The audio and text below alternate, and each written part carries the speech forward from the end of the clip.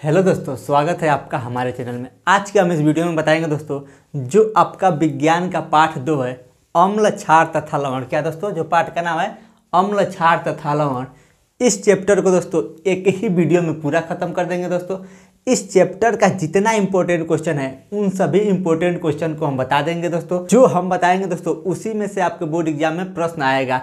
इस चैप्टर से एक भी प्रश्न दोस्तों जो हम बताएंगे उससे बाहर का प्रश्न नहीं पूछा जाएगा। तो अगर आपने आज तक कुछ भी नहीं पढ़ा है, क्या दोस्तों, मान कर चलिए कि आपने आज तक कुछ भी नहीं पढ़ा है। हम दोस्तों यह मान कर चल रहे हैं कि आपने आज तक कुछ नहीं पढ़ा है। हम एकदम बेसिक से स्टार्ट करेंगे आज से। दोस्तों अगर आपने इससे पहले कुछ पढ़ा है तो अच्छी बात है, कोई दिक्कत नहीं है और अच्छी बात है। लेकिन हम मान ले रहे हैं कि आपने आज तक कुछ नहीं पढ़ा है, तब तैयारी कैसे करें बोर्ड एग्जाम की। तो हम ऐसे तैयारी कराएंगे कि आप आज तक कुछ भी नहीं पढ़े होंगे। अगर आप पढ़ाई किए होंगे दोस्तों तो 80% से ज़्यादा नंबर लाएंगे। लेकिन अगर आपने आज तक कुछ भी नहीं पढ़ा होगा दोस्तों, तभी भी 80% तक नंबर आप ला सकते हैं। आप यह टेंशन लेना छोड़ दीजिए कि आज से पहले क्या पढ़ा। अब सिर्फ इस पर फोकस करिए कि आज से हम क्या पढ़ रहे हैं। ठीक, जो हम बताएंगे उसी में से प्रश्न आएगा। दोस्तों जो हम दोस्तों इस वीडियो में जो जो प्रश्न बताएंगे उसी में से कोई ना कोई प्रश्न पूछा जाएगा। एक भी प्रश्न बाहर से नहीं आएगा। दोस्तों हम हर साल इंपॉर्टेंट क्वेश्चन बताते हैं, जो हम बताते हैं दोस्तों उसी में से बोर्ड एग्जाम में आता है। ठीक, प्रश्न कैसे पूछेगा और उसका उत्तर कैसे लिखेंगे, हम दोस्तों यह भी बताएंगे कि बोर्ड एग्जाम में आपसे प्रश्न कैसे पूछेगा और उसका उत्तर कैसे लिखेंगे। तो चलिए दोस्तों, हम कॉपी पे आपको बता रहे हैं कि प्रश्न कैसे पूछेगा और उसका उत्तर कैसे लिखेंगे। देखिए दोस्तों, पाठ का नाम है अम्ल क्षार तथा लवण। तो देखिए सबसे पहले प्रश्न कैसे पूछेगा। प्रश्न पूछेगा दोस्तों, अम्ल क्षार तथा लवण की परिभाषा एक एक उदाहरण सहित दीजिए। क्या देना है दोस्तों, अम्ल क्षार तथा लवण की परिभाषा देना है और कैसे, एक एक उदाहरण सहित। तो सबसे पहले हम देखेंगे दोस्तों अम्ल की परिभाषा। अम्ल की परिभाषा क्या हो जाएगी, वे पदार्थ जो स्वाद में खट्टा होता है अम्ल कहलाता है। अम्ल क्या होता है दोस्तों, स्वाद में खट्टा होता है। जैसे नींबू, संतरा, यह खाने पर कैसा लगता है, खट्टा लगता है, तो यह क्या है दोस्तों, अम्ल है। इसका एक और परिभाषा हो जाएगा, वे पदार्थ जो जलीय विलयन में H+ आयन देते हैं अम्ल कहलाते हैं। अम्ल क्या करते हैं दोस्तों, जलीय विलयन में H+ आयन देते हैं अम्ल कहलाता है। यानी जो जलीय विलयन में, जलीय विलयन मतलब पानी में घोलने पर H+ आयन देता है अम्ल कहलाता है। उदाहरण HCl। अम्ल का उदाहरण क्या हो जाएगा दोस्तों, HCl और H2SO4, यह दोनों क्या है, अम्ल है। आगे है दोस्तों क्षार। क्षार किसे कहते हैं, वे पदार्थ जिसका स्वाद कड़वा होता है क्षार कहलाता है। जैसे साबुन, साबुन को जब आप टेस्ट करेंगे तो वह कड़वा लगेगा, तो यह क्या है, कहलाएगा दोस्तों, क्षार कहलाएगा। वे पदार्थ जो जलीय विलयन में OH- आयन देते हैं क्षार कहलाते हैं। अम्ल क्या करते हैं दोस्तों, देखिए अम्ल और क्षार के परिभाषा में थोड़ा सा अंतर है। अम्ल वे पदार्थ होते हैं जो जलीय विलयन में H+ आयन देते हैं, और क्षार क्या करते हैं दोस्तों, जलीय विलयन में OH- आयन देते हैं, क्षार कहलाते हैं। अगर आपसे अम्ल पूछे तो H+ आयन देते हैं, और क्षार पूछे तो OH- आयन देते हैं, क्षार कहलाते हैं। उदाहरण NaOH और KOH, यह क्या हो गया दोस्तों, क्षार का परिभाषा और उदाहरण हो गया। आगे है लवण किसे कहते हैं।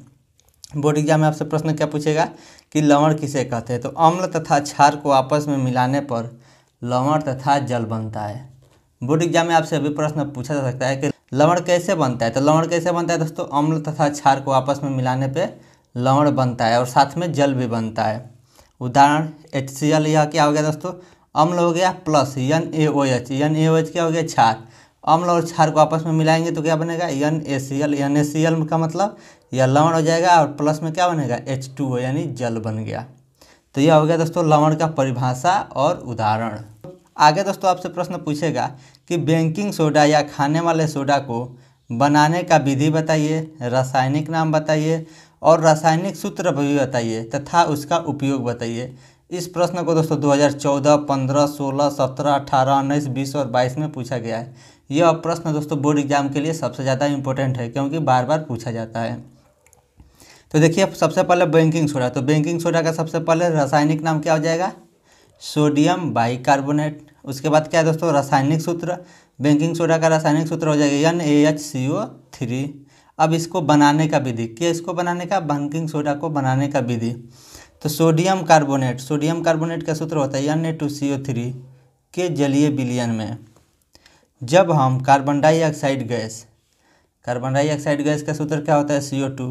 प्रवाहित किया जाता है तो बेकिंग सोडा का निर्माण होता है।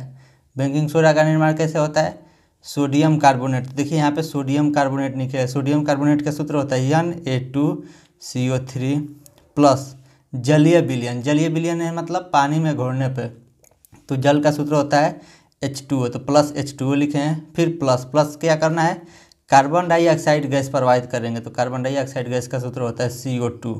तो इन तीनों का जब आपस में अभिक्रिया होगा तो क्या बनेगा 2NaHCO3, और NaHCO3 क्या है, रासायनिक नाम है बेकिंग सोडा का, तो यही बेकिंग सोडा बन गया। अब इसका गुण समझेंगे कि बेकिंग सोडा का गुण क्या होता है। तो पहला गुण होता है यह सफ़ेद रंग का होता है। बेकिंग सोडा क्या होता है, सफ़ेद रंग का होता है। और दूसरा गुण है दोस्तों, इसका जलीय विलयन अम्लीय होता है। जो बेकिंग सोडा है उसका जलीय विलयन क्या होता है, अम्लीय होता है। और इसका उपयोग, बेकिंग सोडा का उपयोग कहाँ कहाँ है, तो पहला भोजन पकाने में और दूसरा कागज़ के निर्माण में बेकिंग सोडा का उपयोग होता है। ठीक, आगे दोस्तों आपसे प्रश्न पूछेगा कि विरंजक चूर्ण या ब्लीचिंग पाउडर दोनों एक ही चीज़ है दोस्तों। विरंजक चूर्ण को ही ब्लीचिंग पाउडर कहते हैं। को बनाने का विधि बताइए, रासायनिक नाम तथा उपयोग बताइए। इस प्रश्न को 2015 में, 2017, 2018, 20 और 23 में पूछा गया है। तो देखिए सबसे पहले विरंजक चूर्ण या ब्लीचिंग पाउडर। रासायनिक नाम, विरंजक चूर्ण का रासायनिक नाम क्या हो जाएगा, कैल्शियम ऑक्सीक्लोराइड। रासायनिक सूत्र क्या हो जाएगा, CaOCl2। और बनाने का विधि, किसको बनाने का विधि, विरंजक चूर्ण को बनाने का विधि, शुष्क बुझे चूने पर क्लोरीन गैस की क्रिया कराने पर विरंजक चूर्ण प्राप्त होता है। तो शुष्क बुझे चूना एक पदार्थ है जिसका सूत्र होता है CaOH का ट्वाइस। यह क्या हो गया दोस्तों, देखिए यहाँ पे लिखा है शुष्क बुझा चूना। यह क्या है दोस्तों, शुष्क बुझे चूना है plus chlorine gas Cl2। Chlorine gas का क्रिया कराएंगे तो क्या होगा, CaOCl2 बनेगा। और यह क्या है दोस्तों, विरंजक चूर्ण है। यह विरंजक चूर्ण का क्या है, रासायनिक सूत्र है, प्लस H2O जल बनेगा। ठीक, अब इसका गुण देखिए, यह पीले रंग का पदार्थ होता है। जो विरंजक चूर्ण है दोस्तों वह क्या होता है, पीले रंग का पदार्थ होता है और इसका जलीय विलयन दुधिया होता है। ठीक, इसका उपयोग देखिए, किसका उपयोग, तो विरंजक चूर्ण का उपयोग चीनी को सफ़ेद करने में और जल को शुद्ध करने में। दूसरा उपयोग क्या है दोस्तों, जल को शुद्ध करने में। अगला प्रश्न है दोस्तों, प्लास्टर ऑफ पेरिस को बनाने का विधि बताइए, रासायनिक नाम बताइए और रासायनिक सूत्र तथा उपयोग बताइए। इस प्रश्न को 2019, 20, 22 और 23 में पूछा गया है। प्लास्टर ऑफ पेरिस को POP भी कहते हैं। क्या दोस्तों, प्लास्टर ऑफ पेरिस को क्या कहते हैं, POP भी कहते हैं। तो रासायनिक नाम हो जाएगा कैल्शियम सल्फेट हेमीहाइड्रेट, और रासायनिक सूत्र हो जाएगा CaSO4 1/2H2O। यह क्या हो गया दोस्तों, प्लास्टर ऑफ पेरिस का रासायनिक सूत्र हो गया। अब इसका बनाने का विधि देखिए, जिप्सम। जिप्सम एक पदार्थ का नाम है और इसका सूत्र होता है CaSO4 × 2H2O। इसको यानी जिप्सम को 373 केल्विन ताप पर गर्म करने पर प्लास्टर ऑफ पेरिस का निर्माण होता है। तो सबसे पहले क्या करेंगे दोस्तों, जिप्सम को लिखेंगे। तो जिप्सम का सूत्र होता है CaSO4 × 2H2O। तो ये लिख दिए जिप्सम, और इसको क्या करेंगे 373 केल्विन ताप पे गर्म करेंगे। तो क्या बनेगा CaOSO4 × 1/2H2O। तो यह किसका रासायनिक सूत्र होता है, तो यह प्लास्टर ऑफ पेरिस का रासायनिक सूत्र होता है। तो प्लास्टर ऑफ पेरिस बन गया, प्लस साथ में क्या बनेगा 3/2H2O बनेगा। ठीक, अब इसका उपयोग देखिए, प्लास्टर ऑफ पेरिस का उपयोग मूर्तियाँ बनाने में और दूसरा उपयोग है दोस्तों चाक बनाने में। ठीक, अगला प्रश्न है दोस्तों, धावन सोडा।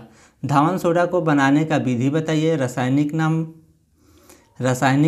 रासायनिक सूत्र तथा उपयोग बताइए। इस प्रश्न को 2014 और 19 में पूछा गया है। तो धावन सोडा को क्या कहते हैं, धोने वाला सोडा भी कहते हैं। जो कपड़ा धोते हैं वही है धावन सोडा।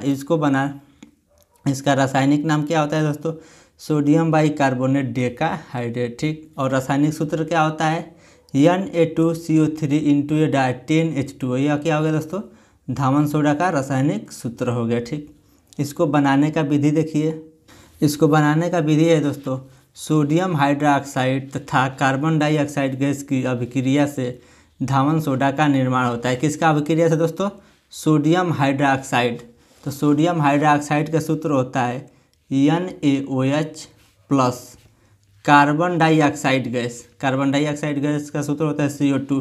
तो इन दोनों को जब आपस में अभिक्रिया कराएंगे तो क्या बनेगा Na2CO3 इंटू या डॉट 10H2O। और यह क्या होता है दोस्तों, रासायनिक सूत्र होता है किसका, धावन सोडा का रासायनिक सूत्र होता है। तो हमें यहाँ पे धावन सोडा बन गया। अब इसका उपयोग देखिए, धावन सोडा का उपयोग कपड़ा धोने में और दूसरा है दोस्तों कांच के निर्माण में। यह क्या हो गया दोस्तों, धावन सोडा का उपयोग हो गया। आगे दोस्तों बोर्ड एग्जाम में प्रश्न पूछ सकता है कि पीएच का परिभाषा दीजिए। बोर्ड एग्जाम में प्रश्न क्या पूछेगा, पीएच की परिभाषा दीजिए या पीएच से आप क्या समझते हैं। इस प्रश्न को दोस्तों बोर्ड एग्जाम में 2014, 16, 19, 22 और 23 में पूछा गया है। तो यह क्वेश्चन इंपॉर्टेंट है। देखिए पीएच का सबसे पहले परिभाषा समझेंगे। तो पीएच का परिभाषा हो जाएगा किसी विलयन में उपस्थित H+ सांद्रता के ऋणात्मक लघुगणक को विलयन का पीएच कहते हैं। पीएच बराबर सूत्र हो जाएगा दोस्तों ऋणात्मक, सबसे पहले क्या है ऋणात्मक, तो ऋणात्मक का मतलब होगा माइनस। यहाँ पर लिखेंगे माइनस लघुगणक को क्या कहते हैं LOG, लाग का मतलब लघुगणक, और H+ सांद्रता क्या है H+ सांद्रता को विलयन का पीएच मान कहते हैं। और यहीं पे यह चैप्टर समाप्त हो गया।